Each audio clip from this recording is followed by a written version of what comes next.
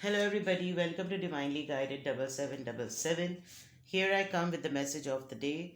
Let's see कि आज का मैसेज किसके लिए है, किस एनर्जी में है, किस तरह का है. ये एक शॉर्ट वीडियो होगी. अगर आप मॉर्निंग में देखेंगे तो आपके लिए गाइडेंस है. अगर आप एंड ऑफ द डे देखेंगे तो आपके लिए डे रिफ्लेक्शन होगा. मैसेज वही लीजिएगा जो लगे आपको अपनी सिचुएशन से मैच करता हुआ. ठीक है. अव्वल तो ये मैसेज ऑफ द डे है, तो कहीं ना कहीं आपसे डेफिनेटली रेजोनेट ज़रूर करेगा क्योंकि ये गाइडेंस पे बेस्ड है. इसके साथ ही हम लोग एंजल नंबर भी चेक करेंगे, ज़ोडिएक साइन भी चेक करेंगे. अगर आपके साथ ये रीडिंग मैच करती है तो कमेंट करें, और अगर कोई भी मैसेज आपसे मैच नहीं करता तो इट्स ऑल ओके. हर रीडिंग हर किसी के लिए नहीं होती. Let's see message of the day. Message of the day. Message of the day. Message of the day. Message of the day. Two of Pentacles,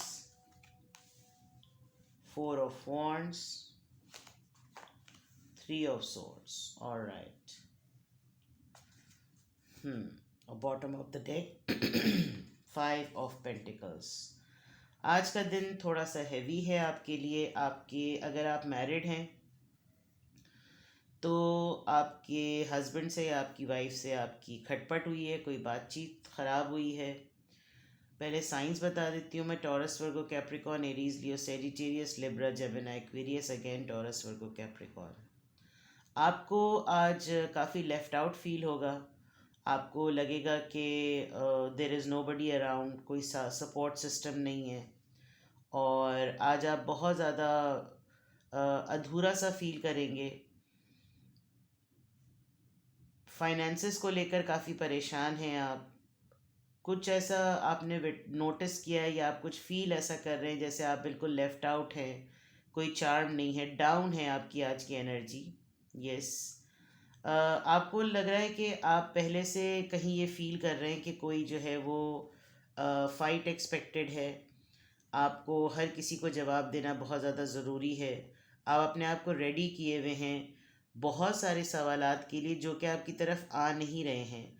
you are looking for peace. आप अपनी life में piece चाहते हैं. Overall energy miss कर रहे हैं आप किसी को बहुत ज़्यादा. दूसरा ये कि लेन देन, पैसों का लेन देन बहुत ज़्यादा है. कोई ऐसा पर्सन जो मुस्तकिल आपसे हर थोड़े दिनों बाद पैसे डिमांड करता रहता है, या तो उसका आज आपका ओवरऑल एनर्जी में नज़र आ रहा है कि you are thinking about charity. ऐसा लग रहा है कि आप चैरिटी का सोच भी रहे हैं, लेकिन आप चैरिटी अपनी मर्ज़ी से करना चाहते हैं. आप चाहते हैं कि राइट डिज़र्विंग पर्सन को चैरिटी मिले.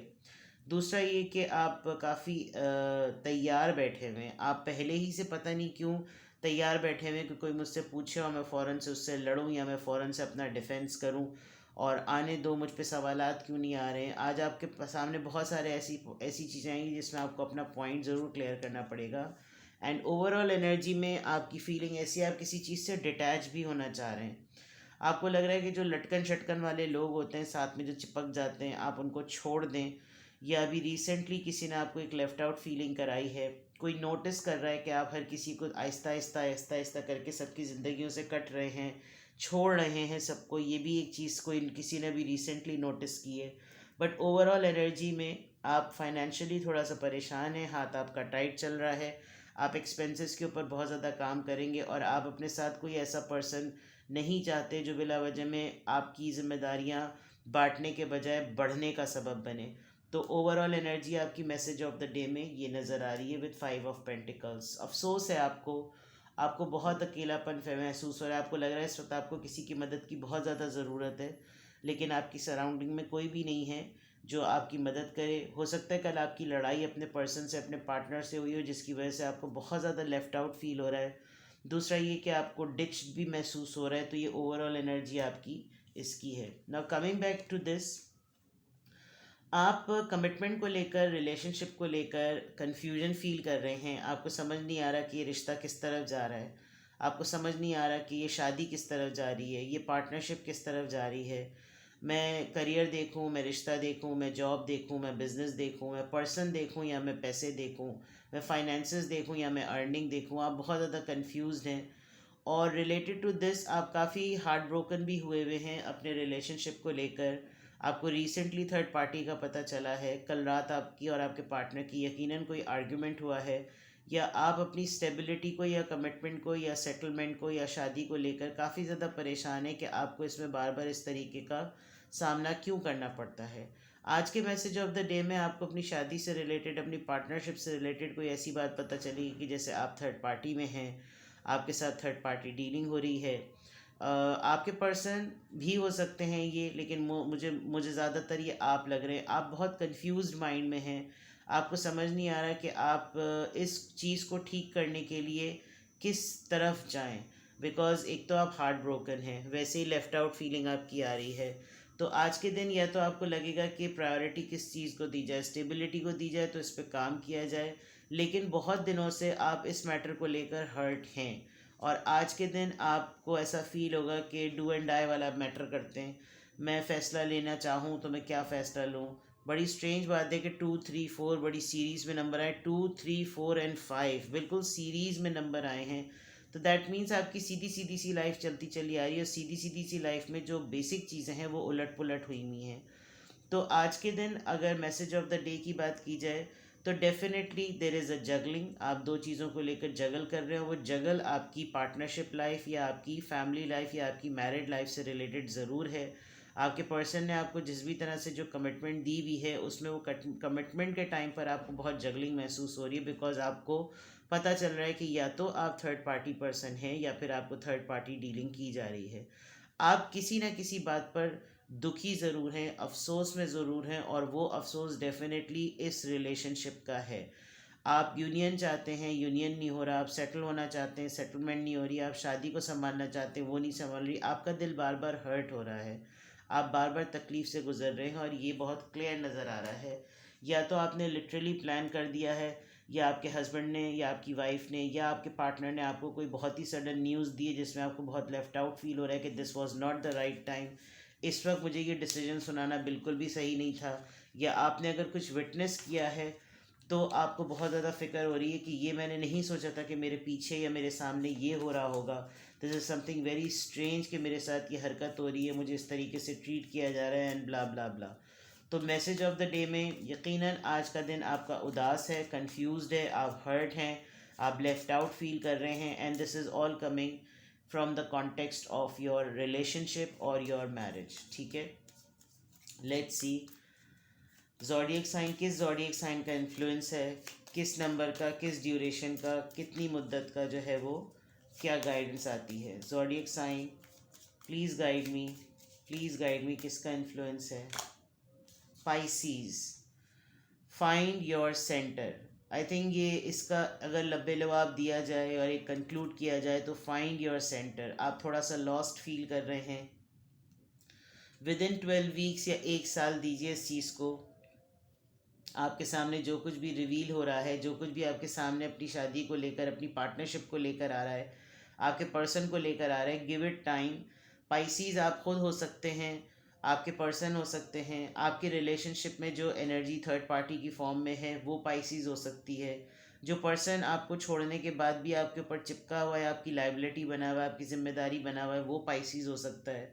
Otherwise Pisces is going to be by March या बाय एंड ऑफ फेबररी ये चीज़ें कुछ ठीक हो सकती हैं। 12 दिन, 12 हफ्ते, 12 महीने, अप्रॉक्सीमेटली अ ईयर, ये जो भी कुछ हुआ है, आपका जिस भी चीज़ में दिल टूटा है, आपको अपना सेंटर लूज़ नहीं करना है, आपको अपना फोकस लूज़ नहीं करना है। आप अपने पॉइंट को तलाश कीजिए कि ये आपका पॉइंट किस तरफ है और आप किस तरीके से इस चीज़ को ठीक कर सकते हैं। तो इसको ज़रूर गौर कीजिएगा। आज आप जितना भी लेफ़्ट आउट फील करें, बट फाइंड योर सेंटर। आप जहाँ से आप स्टार्ट होते हैं, जहाँ से आपको मोटिवेशन मिलती है, उसको आपको ढूंढने की बहुत ज़्यादा ज़रूरत है।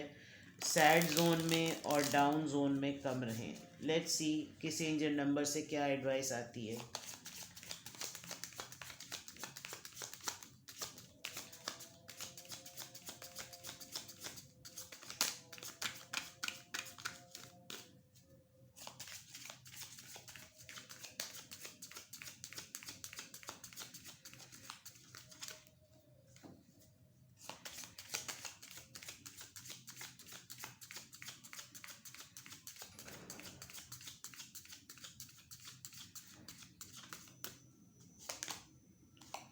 एंजल नंबर मैसेजेस, यानी कि सारे ही मैसेजेस आपके होंगे। वैसे तो ये फर्स्ट कार्ड होता है नंबर 17, आई एम इंडिपेंडेंट। ये जो लेफ्ट आउट फीलिंग हो रही है, फाइनेंसिस का बर्डन आपको फील हो रहा है, आई थिंक आप ये ज़रूर सोचते रहें कि आप खुद मुख्तार हैं।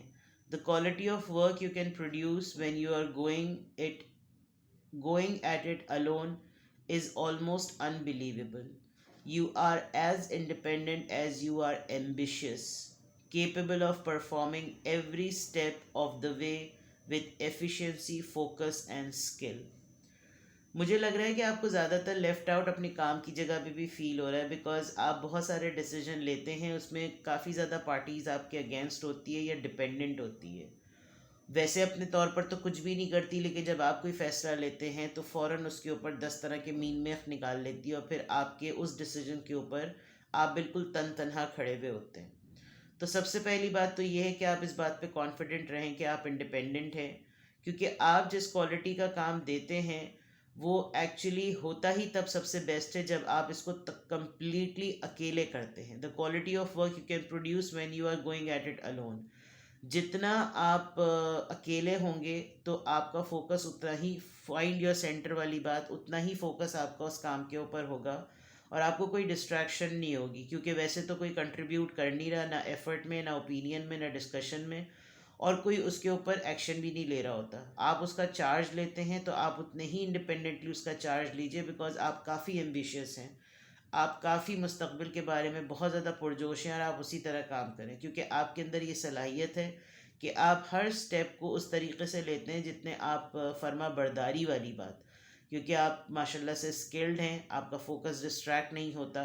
तो अगर आपको कोई ऐसा लेफ़्ट आउट फील करा रहा है मीटिंग्स में या काम में या घर में कि आप कंट्रीब्यूट भी कर रहे हैं और आपकी कोई वैल्यू नहीं हो रही, आप तमाम काम कर भी रहे हैं लेकिन सारा काम करने के बाद आपको कॉर्नर कर दिया जाता है, तो आप अपने बलबूते पर एक अपना नए तरीके से काम करें। सबको ऑन बोर्ड लें जो इसमें एक्टिव है, और आपको ख़ुद पता चल जाएगा कि कौन इसके अंदर कंट्रीब्यूट करना चाहता है, चाहे ओपिनियन की फॉर्म में हो या फाइनेंसेस की फॉर्म में हो। और अगर आपके फाइनेंसेस आजकल बहुत ज़्यादा टाइट हैं तो फ़िक्र नहीं कीजिए, आप कम रिसोर्सेज का काम पकड़िए, आप कम रिसोर्सेज में वो काम शुरू कीजिए, क्योंकि आपका काम जब आपके बलबूते पर सामने आएगा तो वो अलग ही तरीके से उसको प्रमोशन मिलेगी। तो 17 नंबर को नोट कर लीजिएगा, 1+7 8। 8 नंबर वैसे भी अबंडेंस का नंबर होता है, खुशहाली का नंबर होता है, खुशियों का नंबर होता है, लेकिन यहाँ पर 17 आया है तो may be 17 days, next month 17 को आपकी बर्थडे हो सकती है, एनी थिंग इज़ पॉसिबल। ठीक है, ये था आपका मैसेज ऑफ द डे। कुछ भी आपसे रेजोनेट करे मुझे कमेंट सेक्शन में बताएं। अच्छा दिन गुजारिएगा, अपना बेहद ख्याल रखिएगा। Bye bye.